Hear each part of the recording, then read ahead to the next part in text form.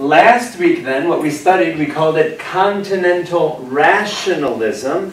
Let's unpack these words. These are some pretty big phrases. Continental, meaning where was it from? It was from the continent. Continental. Which continent? The continent of Europe. Interesting. So rationalism was from the continent of Europe. Where was British empiricism from? British empiricism was from Britain, from the Isles off the continent. So we're going to have two different movements here. One on the continent, principally in France and Holland and Germany, we found out last week. And then we're going to have the movement that we talked about this evening, which is British empiricism, which is going to be on the British Isles, principally in England and Scotland.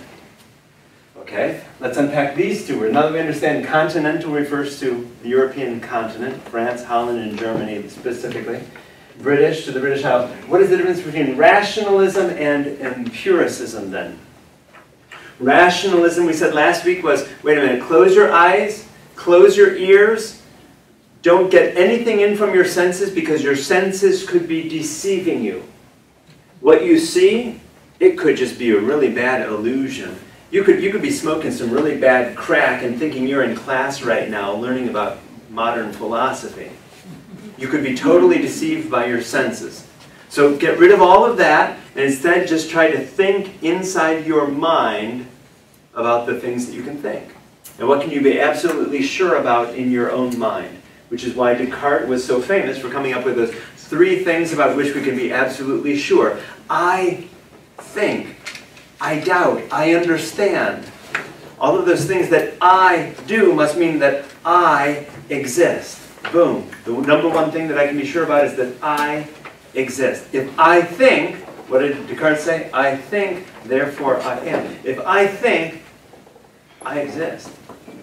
Number two, if I exist, I must have come from something or someone, so let's call that God, because whatever we trace ourselves as coming from, okay, I came from my parents came from their parents, etc., but eventually we've got to trace ourselves back to coming from something, let's call that something, God. And number three, if there exists a God, God can't deceive us, and so this material world that we experience must be real. That's all rationalism. If I close my eyes, close my ears, don't get anything in from the senses, I can think about these things. Rationalism, using reason.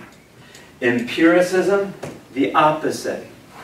Why would you close your eyes and shut your ears? Because every single thing you know, think about it for a moment, every single thing has come to you through your five senses, through your eyes, through your ears, through your mouth, taste, through your nose, smell, through touch.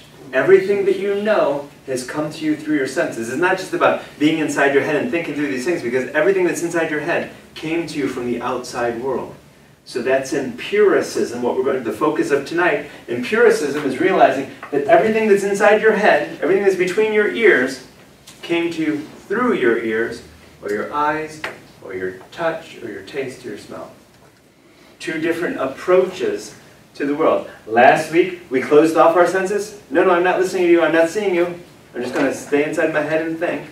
This week, empiricism, let's take a look at the world and see what we can learn about ourselves and about the world by just looking and listening and feeling.